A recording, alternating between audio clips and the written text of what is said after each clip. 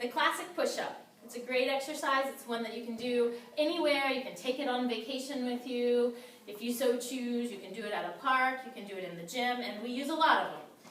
So it's important to know how to do it properly and how to use modifications to make sure that you're working the correct muscles. So go ahead and get into a push-up or plank position, Mark. First of all, there's the width of the hands. Okay, so there's different kinds of push-ups. There's a close grip push-up in which your hands are directly under your shoulders. There's a wide push-up in which your elbows go straight out. And then there's just a regular push-up where your hands are just slightly wider than your shoulders and your elbows will actually come at like a 45-degree angle. So we're in a strong plank position here, totally lengthened out. You'll notice that Mark starts with his shoulder directly over his wrist. Oftentimes we see people in all sorts of weird positions with their hips hiked up like this, trying to do push-ups, or I don't know, people find all kinds of weird positions, rounding their back, stuff like that. So a proper push-up, Mark's going to drop down. Go ahead and drop down until you're parallel to the floor. So you can see here, his shoulder blades are squeezed together, everything's engaged, he's stopping just above the floor, and then he goes all the way up to the top, and even can push into the ground and find one more like half-inch there and head back down again. So one of the classic dude things that we see is we see guys coming in here doing these little mini push-ups. Let me see little baby reps. Show them what they do, the speedy little ones. They go either really high on the top or they get down low and they stay right here and don't go through that full range of motion. That's not a push-up. You got to go through the full range of motion.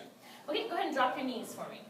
So if that's too challenging for you, there's no shame in that pain. You know, you have to build up to do one properly, and it's better to have good form than to try to keep your knees off the ground. We can bring the knees to the ground, and we see a lot of mistakes here, too, on this modification. So to do this one properly, you want to be a straight line. So you don't want your butt in the air. We often see people like this, and then they just go down and up with their top like that.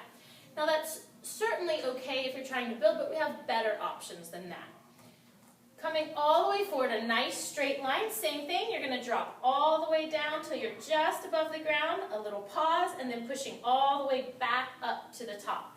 It's important to pause in that down position because that's where the work is. So if you think about a tempo where you move down, you hold for the same amount of time that it took you to get to the bottom, and push back up again, that would be a perfect tempo for a push-up. So like a 1-1-1 count. Now, if this is too challenging to do properly, the next option would be to use a bench. You could use a chest press bench, or you could just build yourself a little bench with a step and risers. And go ahead and kick out to a push-up position. So this is a great way to start to build yourself into doing a proper push-up on your toes. The higher the risers are, the easier it's going to be, and you can start to lower those risers until you can be flat. But again, it's just like a regular push-up here. The only difference is that you're elevated. So Mark, go ahead and show them what that one looks like. Down, pausing just above the bench, and pushing back up to the top.